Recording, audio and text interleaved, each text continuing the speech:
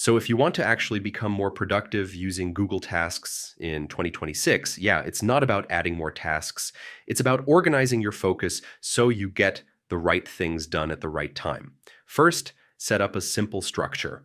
Create separate lists for work, personal, and priorities so everything isn't mixed together. Next, only add tasks that actually matter. If something doesn't move your goals forward, don't clutter your list with it.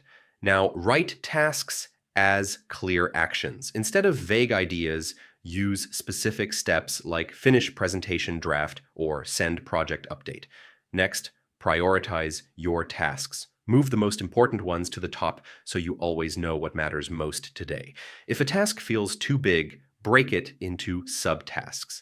This makes it easier to start and easier to finish. Now add due dates to create structure. This helps you stop procrastinating and plan your workload more realistically. Finally, review your list every day. Remove what's done, move unfinished tasks forward, and keep your system clean. And that's it. Once you use Google Tasks like this, it becomes a simple but powerful productivity system that keeps you focused every day.